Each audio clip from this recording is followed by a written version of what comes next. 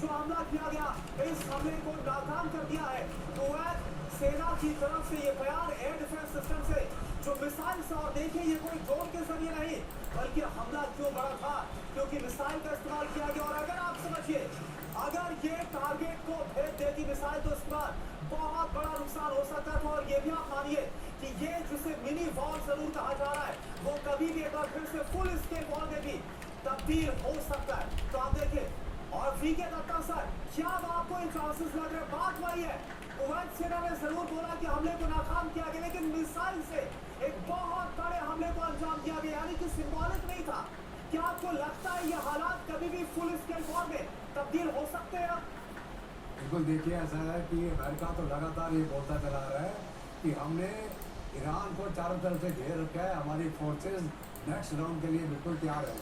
और वो लगातार जिसका बोलते हैं मटन जब चटनी लगा रहा है, कभी वो वार्ता के लिए होता है, कभी पाकिस्तान के माध्यम से, कभी आप अगर कतर की बात करें उनके माध्यम से, और बीच बीच में क्या है वो अपनी जो फोर्सेस हैं, कभी वो अपना बेड़ा भेज देगा हॉर्मुज़ में कोई शिप्स को एक्सपोर्ट करने के लिए, और यहाँ डोनाल्ड ट्रंप थ्रेट करता रहेगा कि अभी हम नेक्स्ट राउंड चालू करने लगे अगर हमारा डील हमारे शर्तों के ऊपर नहीं हुआ।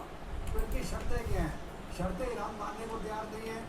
जो इन्होंने शर्त रखी, आप यूरेनियम हमको स्टॉक दें या उसका आप आई के इंस्पेक्शन के नीचे उसको ख़त्म करें।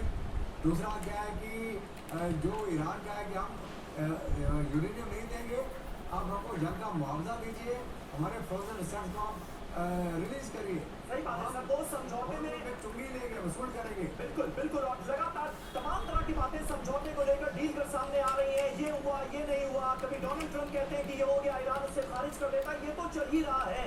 लेकिन अब मिसाइलें बरसनी शुरू हो गई तिवारी साहब, इसलिए ये डेवलपमेंट अपने आप में बहुत ज्यादा अहम हो जाता है। और क्या 40 दिनों की जंग में, क्योंकि हमने देखा जब जंग चल रही थी और ईरान पर हमले अमेरिका की तरफ से हो रहे थे, इजराइल की तरफ से हो रहे थे, तो जवाब भुगतना पड़ रहा था खाड़ी देशों को।